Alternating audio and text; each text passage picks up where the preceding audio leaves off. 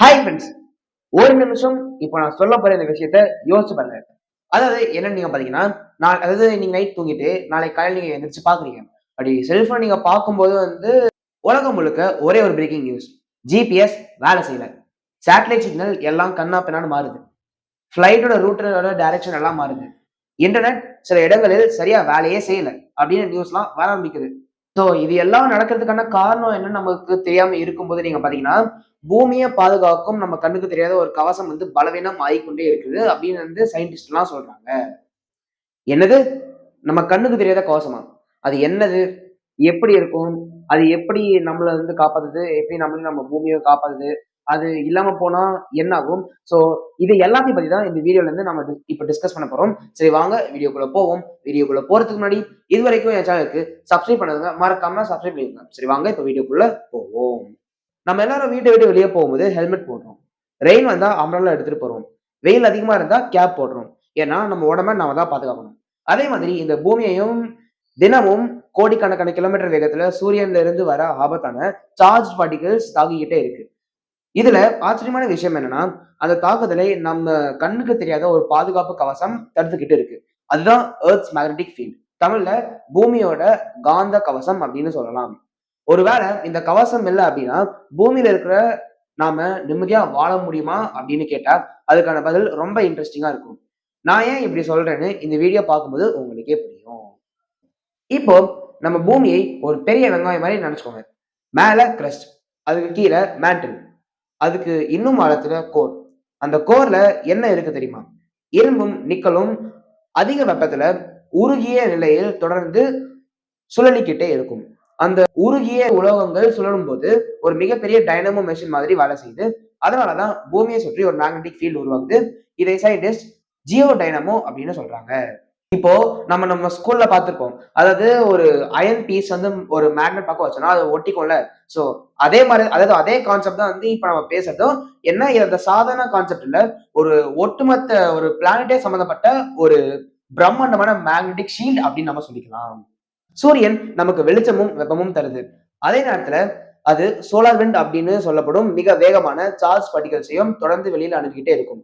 இந்த பார்ட்டிகல்ஸ் நேரடியா பூமியை தாக்கினா satellite systems, GPS, communication networks, power grid எல்லாத்துக்கும் பாதிப்பு ஏற்பட வாய்ப்பு இருக்கு அப்படின்னு சயின்டிஸ்ட் எல்லாம் சொல்றாங்க.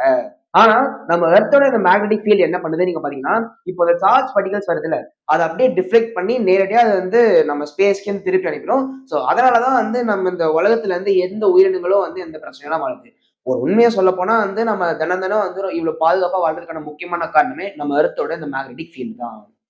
ஆனா சமீப காலமா சயின்டிஸ்ட் ஒரு விஷயத்தை ரொம்ப கவனமா ஸ்டடி பண்ணிட்டு இருக்காங்க. அது என்னன்னா, பூமியின் சில பகுதியில மேக்னெட்டிக் ஃபீல்ட் ஸ்ட்ரென்த் கொஞ்சம் குறைஞ்சிருக்கிறதாகவும், குறிப்பா சவுத் அமெரிக்கா மற்றும் சவுத் அட்லாண்டிக் ஓஷன் பகுதிகளில் ஒரு விசித்திரமான பகுதி இருக்கு. இதை சவுத் அட்லாண்டிக் அனோமலி அப்படின்னு சொல்றாங்க. சோ இந்த பகுதிகளுக்கு சேட்டலைட்ஸ்லாம் செல்லும்போது அதிக ரேடியேஷனை சந்திக்க வேண்டிய நிலைமை வரும்.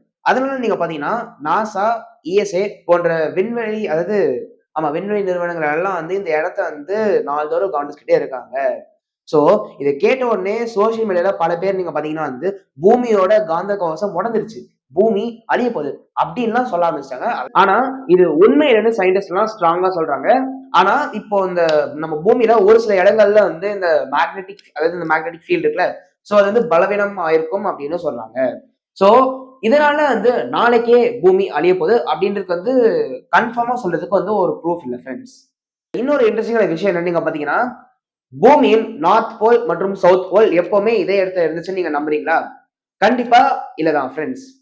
கடந்த பல மில்லியன் வருஷமா பூமியின் மேக்னெட்டிக் போல்ஸ் பல முறை இடம் மாறி இருக்கு. இதை மேக்னெட்டிக் போல் ரிவர்சல்னு சொல்றாங்க. இது நடந்ததாலும் உலகம் உடனே அழிஞ்சு போயிடும்னு சயின்டிஸ்ட் யாரும் சொல்லல. இது ஆயிரக்கணக்கான ஆண்டுகளாக நடக்கக்கூடிய மெதுவான இயற்கை நிகழ்வு அப்படின்னு சொல்றாங்க. அதனால இன்டர்நெட்ல வர போல் ரிவர்ஸ் ஆக போகுது, உலகம் முடிஞ்சிடும் மாதிரி வீடியோஸ அப்படியே நம்ப வேண்டிய அவசியம் கிடையாது. ஒரு உண்மையை சொல்லட்டா, நம்ம தினமும் சூரியனை பார்க்கிறோம், நிலாவை பார்க்கிறோம், மழையை பார்க்கிறோம், ஏன் மேகத்தோட தினமும் பார்க்கிறோம். ஆனா நம்மள தினமும் பாதுகாக்கிற இந்த கண்ணுக்கு தெரியாத இந்த மேக்னெட்டிக் ஃபீல்ட பத்தி யாரு கூட யோசிச்சு கூட பார்க்க மாட்டேங்கிறாங்க. இந்த மேக்னெட்டிக் ஃபீல்ட் நம்ம எர்த்த சுத்தி இல்லைன்னா கண்டிப்பா இந்த உலகத்துல உயிரினங்கள் வாழ்ந்திருக்கவே முடியாது அப்படின்னு சயின்டிஸ்ட் எல்லாம் சொல்றாங்க. அதனாலதான் நீங்க பாத்தீங்கன்னா, இந்த மேக்னெட்டிக் ஃபீல்ட பத்தி சயின்டிஸ்ட் வந்து நீங்க பாத்தீங்கன்னா வந்து எல்லா நாளும், எல்லா நேரமும் வந்து அத பத்தி ரிசர்ச் பண்ணிட்டே இருக்காங்க. ஏன்னு நீங்க பாத்தீங்கன்னா, அத பத்தி ரிசர்ச் பண்றதுனால வந்து நம்ம பூமியோட இயக்கத்தை பத்தி இன்னும் நல்லா தெரிஞ்சுக்கலாம். சரி, ஓகே ஃபிரெண்ட்ஸ். சோ இந்த மாரி நெறைய இன்ட்ரெஸ்டிங்கான ஃபேக்ட்ஸ் அண்ட் நியூஸ்லாம் நீங்க பாத்தீங்கன்னா, என் சேனல்ல நான் கன்டினியூவா போட்டுட்டு தான் இருக்கேன். சோ அத நான் தெரிஞ்சுக்கணும்னா, இதுவரைக்கும் என் சேனலுக்கு சப்ஸ்கிரைப் பண்ணாதவங்க மறக்காம சப்ஸ்கிரைப் பண்ணிக்கோங்க. இந்த வீடியோ உங்களுக்கு புடிச்சதா லைக் பண்ணுங்க. அப்புறம் மறக்காம உங்க ஃபிரெண்ட்ஸ்க்கும் ஷேர் பண்ணுங்க. சரி, ஓகே ஃபிரெண்ட்ஸ். அடுத்த சந்திக்கும் வரை அனைவருக்கும் நன்றி. வணக்கம்.